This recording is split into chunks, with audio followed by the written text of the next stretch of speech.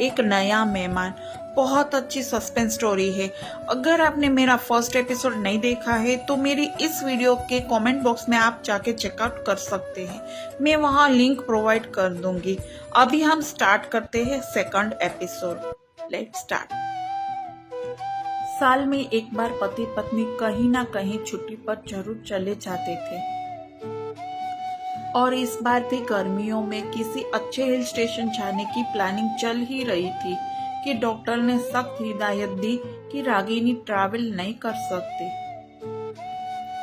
अगले ही दिन मोहित ने रागिनी की माँ को शहर फोन लगाया और कहा, मम्मी, डॉक्टर ने तो रागिनी को कहा कि वो कहीं आ जा नहीं सकती, तो हमने अपनी छुट्टी भी कैंसिल कर दी है और उसके बाद लक्ष्मी की शादी में शहर भी नहीं आ पाएंगे।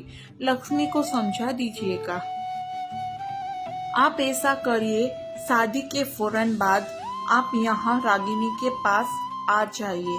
हाँ, पापा से कहिएगा 2-2 पेटी लीची और आम जरूर पैक करवा दे।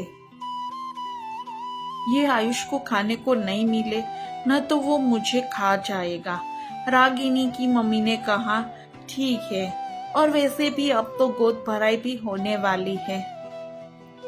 मोहित कोशिश करता था रागिनी को खुश मिजाज रखे। अपने दफ्तर की फाइलें और ड्रेस वो घर वापस ना लाए। दोनों साथ में पुरानी पिक्चरों के गाने सुनते थे। ड्राइंग रूम में अपने लाल सोफे पर बैठकर नई पिक्चरों के गानों पर अपने माइकल जैक्सन बेटे आयुष का डांस देखते थे और कॉमेडी फिल्मों पर साथ हंसते थे। बच्चों के नामों की किताब खरीदी जा चुकी थी। बच्चों के नाम पर रोज छेड़छाड़ के झगड़े होने लगे थे। मोहित हर छोटी छोटी चीज के लिए रागिनी का ख्याल रखता था। दफ्तर से फोन करके खैरियत पूछता था। बॉस से बहाने बनाकर जल्दी सड़क लेता था। ऐसा लगता था कि इस बच्चे ने अपना जादू दुनिया में आने के पहले ही चलाना शुरू कर दिया था। जिंदगी की दौड़ भाग में मसरूफ हो चुके मोहित और रागिनी फिर से वही पुराने प्रेमी बनते जा रहे थे।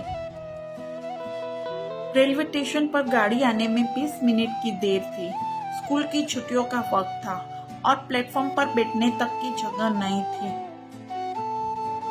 वैसे मोहित अगर बैठना चाहता भी तो आयुष उसे बैठने नहीं देता। वो रेलवे स्टेशन होश संभालने के बाद पहली बार आया था।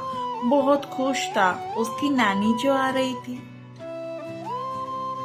मोहित ने रागिनी की मम्मी से कहा था कि वो फ्लाइट की टिकट भेज रहा था, पर आप तो जानते ही हैं कि इन सब मामलों में माँ बाप बच्चों की सुनते ही कहाँ है।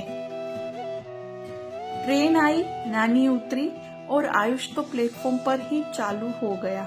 हाथ फैलाकर हवाई जहाज बनकर गाए जा रहा था। मेरे घर एक नन्हा आने वाला है। रास्ते भर नानी से आने वाले बच्चे के बारे में बात करता रहा।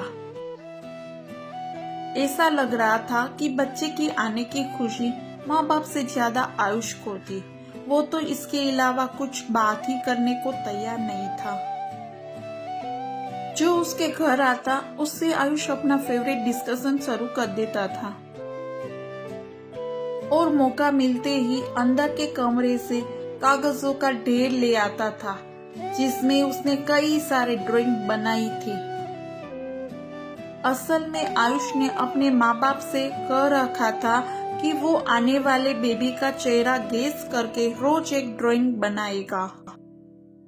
नानी हाथ मुंह धोकर उसके लिए लीची छिलने के लिए बैठी ही थी कि आयुष ने कहा, नानी, जब बेबी घर आएगा ना और मेरी इतनी सारी ड्राइंग में अपनी फोटो देखेगा तो बहुत हैप्पी हो जाएगा। फिर मैं रोज उसे अपने साथ पार्क में खेलने के लिए ले जाऊंगा और उसको अपनी बॉल दूंगा। अपने साथ स्कूल ले जाऊंगा, बिल्कुल नहीं मारूंगा। ऐसा लगता था जैसे आयुष भाई साहब ही सबसे बड़े अथॉरिटी है आने वाले बेबी के ऊपर। रागिनी की माँ ने भी अपनी तैयारियां शुरू कर दी थी। वो बच्चे के लिए उनके मोजे बुनने लग गई थी। एक छोटा सा पालना खरीद लिया था और रागिनी के सामने बैठकर धार्मिक ग्रंथ पढ़ने लगी थी। लेकिन आयुष ने पालने को रिजेक्ट कर दिया था। वो मोहित से जीत करके बंक बेड खरीदवा लाया था। कहता था कि वो नीचे वाले बेड पर सोएगा और बेबी ऊपर वाले में। मोहित अक्सर कमरे के एक कोने में बैठा चुपचाप बड़े चाव से आयुष की हरकतों को देखते रहता था और सोचता था कि काश बड़े भी दुनिया को इसी मासूमियत और सरलता से देख पाते जिसे बच्चे देखते हैं। रागिनी की गोद भराई की तैयारियां शुरू हो गई थी। उनकी तरफ गोद भराई बड़ी रस्म मानी जाती थी। प्रेगनेंसी के 7वें-8वें महीने में होती है, जिसमें माँ को ढेर सारे तोहफे और रिश्तेदार, दोस्त, पड़ोसी आशीर्वाद देने आते हैं। यूं तो मोहित ने उससे कह रखा था कि वो सब कुछ संभाल लेगा, पर रागिनी परफेक्शन से देख रही थी और सच कहूं तो उसे भरोसा नहीं था कि इतने बड़े फंक्शन को उसका हस्बैंड अकेला ऑर्गेनाइज कर पाएगा। रागिनी ने कहा, मुझे ही कर लेने दो। दिन भर एक सोफे से बिस्तर और बिस्तर से सोफे के बीच पेंडुलम की तरह घूमती ही तो रहती हूँ। मुझे लगता है कि गोद भराई की तैयारियां एक बहाना ही रहा होगा, रिश्तेदारों की उस होड़ से बचने के लिए जो धीरे धीरे घर पर धावा बोलने की तैयारियां कर रही थी। मामियां और भाभियां, चाचियां और फूफियां सब आने का मन बना रही थी। इस बीच आयुष का बेबी पूरन जोर शोर से चालू था। अब तो उसके फ्रेंड्स भी बच्चे के बारे में पूछने लग गए थे।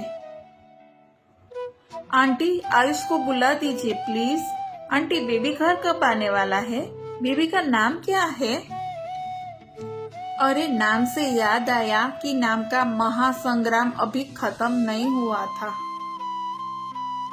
अगर लड़का होता तो मोहित ने 3 नाम शॉर्ट लिस्ट किए थे, अविरल, आदित्य, हिमांशु। रागिनी ने जवाब में शॉर्ट लिस्ट किए थे कुश, मलक, कौस्तुभ। अच्छा, अगर लड़की होती तो मोहित ने अपना फाइनल नाम एक ही सोचा था, आयशा। और रागिनी का फैसला था कि उनकी बेटी का नाम अदिति होगा। इन 8 नामों की लड़ाई में बेचारा आयुष पिसा जा रहा था। न जाने कितनी बार वो पर्चियां उठा चुका था। न जाने कितनी बार वो आंखें बंद करके बड़ी सी सीट पर कई नामों में से एक नाम पर उंगली रख चुका था। लेकिन हर बार मियां बीवी में कुछ न कुछ आरोप प्रत्यारोप हो जाते थे और फैसला खारिज हो जाता था। ये सब करते करते गोद भराई का दिन भी आ गया। घर रिश्तेदारों से भरा था। औरतें ढोलक मंजीरे पर अपनी धुन में गाने लगे थे। उधर अपने कमरे में रागिनी तैयार हो रही थी। साड़ी नहीं छांट पा रही थी, उलझ रही थी। आखिरकार तैयार होकर ड्राइंग रूम की ओर बढ़ी। मोहित को देखा। खूबसूरत लेकिन बेहद थकी हुई लग रही थी। रागिनी थकी हुई थी तो उसके साथ कुछ हुआ, या आयुष सीढ़ियों से गिर गया उसके साथ कुछ हुआ, या फिर छोटू बेबी के साथ हुआ? ये सब जानने के लिए आपको मेरे चैनल को लाइक करना है, सब्सक्राइब करना है, इनटू साइड में बेल आइकन है उसको भी हिट करना है, ताकि आपको मेरे वीडियो की नोटिफिकेशन सबसे पहले मिले एंड 3rd एपिसोड भी आपके पास सबसे पहले आए। बाय, ठीक है। स्टोरी अच्छी लगी हो तो प्लीज मुझे फीडबैक देना एंड कमेंट में कुछ लिख देना। मुझे अच्छा लगेगा, मोटिवेशन मिलेगा। Thank you.